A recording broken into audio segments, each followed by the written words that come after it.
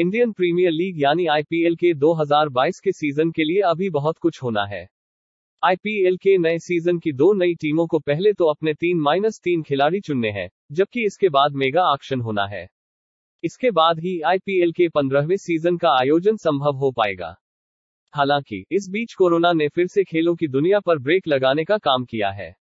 बावजूद इसके भारतीय क्रिकेट कंट्रोल बोर्ड यानी बीसीसीआई चाहती है कि आईपीएल 2022 का आयोजन हो, क्योंकि बोर्ड के राजस्व का बड़ा हिस्सा इस लीग से आता है।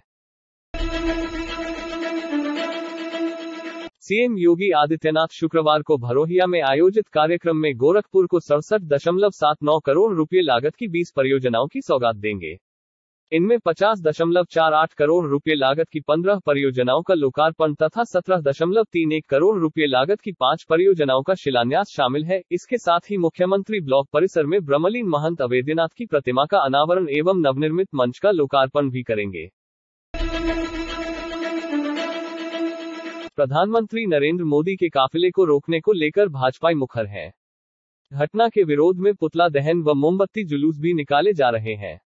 इस प्रकरण पर बसपा के समर्थक भी कांग्रेस सरकार के खिलाफ नजर आ रहे हैं। हालांकि वह किसी तरह का प्रदर्शन नहीं कर रहे, लेकिन बसपा सुप्रीमो मायावती के ट्वीट के साथ खड़े नजर आ रहे हैं। खबर के मुताबिक बसपा सुप्रीमो ने लिखा है कि प्रधानमंत्री नरेंद्र मोदी के हाल के पंजाब दौरे के दौरान जो सुरक्षा चूक हुई है, वह अति चिंतनीय।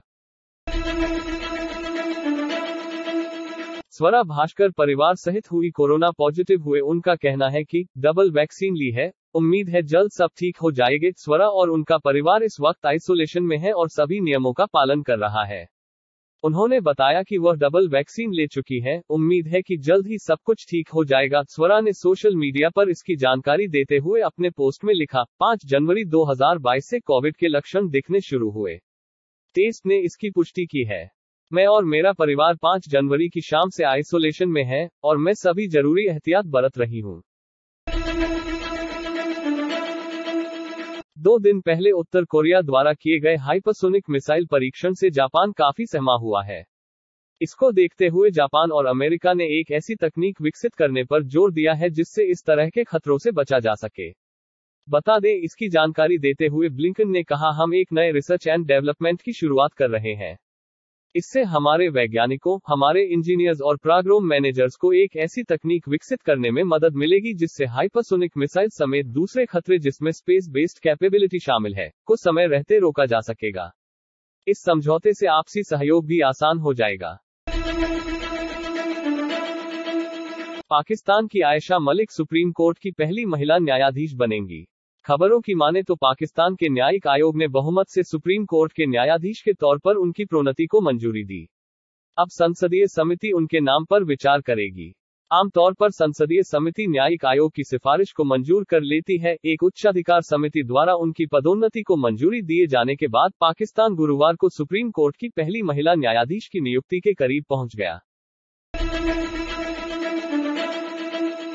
भारतीय टीम को जोहानिसबर्ग में 3 टेस्ट मैचों की सीरीज के दूसरे मुकाबले में हार मिली। भारत को 7 विकेट से साउथ अफ्रीका ने हरा दिया। मैच के बाद टीम इंडिया के हेड कोच राहुल द्रविड़ ने ऋषभ पंत को एक पॉजिटिव प्लेयर बताया। जोहानिसबर्ग टेस्ट मैच की दूसरी पारी में ऋषभ पंत ने एक लापरवाह शॉट खेला और वे दूसरी पारी में 3 गेंद पर बिना खाता खोले पवेलियन लौट गए। ऑफ स्टंप के बाहर बीट करने के बाद कगिसो रबादा ने पंत को एक डिलीवरी के मारने के लिए अंदर फेंका और गेंद उनके हेलमेट की ग्रिल से लग गई और उनके हाथ में चोट लगी।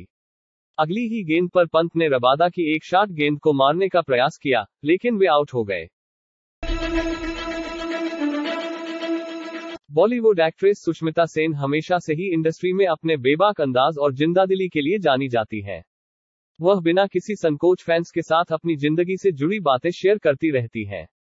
सुष्मिता का यही अंदाज उन्हें बाकियों से अलग बनाता है। वहीं हाल ही में अपने ब्रेकअप को लेकर काफी सुर्खियों में रही हैं। सुष्मिता ने अपने बॉयफ्रेंड रोहमन शॉल के साथ लंबे रिलेशनशिप के बाद अलग होने का फैसला लिया। सुष्मिता ने रोहमन संग अपने ब्रेकअप की जानकारी इंस्टाग्राम पर एक पोस्ट के जरिए दी थी। धूप से मिली राहत के बाद आज फिर बरसेंगे बदरा, शनिवार के लिए येलो अलर्ट जारी। बता दें कि बुधवार को बारिश से गुरुवार को दिल्ली एनसीआर की वायु गुणवत्ता में खासा सुधार देखने को मिला। बहुत खराब श्रेणी से यह कहीं खराब और कहीं मध्यम श्रेणी में पहुंच गया। सफर इंडिया ने कहा कि बारिश और हवा अगले 2-3 दिनों में वायु गुणवत्ता बेहतर ही रहेगी। मौसम विभाग के मुताबिक बादलों की वजह से फिलहाल भले ही तापमान में वृद्धि देखने को मिल रही है, लेकिन बारिश का दौर खत्म होने के बाद तापमान में तेजी से गिरावट आएगी। इससे ठिठुरन भरी ठंड भी बढ़ेगी और वायु गुणवत्ता भी फिर से बिगड़ेगी। दिल्ली में वीकेंड कर्फ्यू के दौरान एनसीआर में आने के लिए हरियाणा के लोगों को पालन करने होंगे नियम।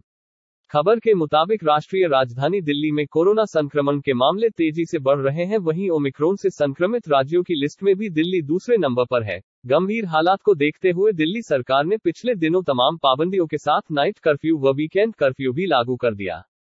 नए फरमान के मुताबिक दिल्ली में रहने वाला कोई शख्स अलग एनसीआर के शहरों जैसे झज्जर, बहादुरगढ़, गुड़गांव, गाजियाबाद या फरीदाबाद की फैक्ट्रियों या कंपनियों में काम करता है तो उसे काम के लिए निकलते समय सिर्फ अपना दफ्तर का आई कार्ड दिखाना होगा।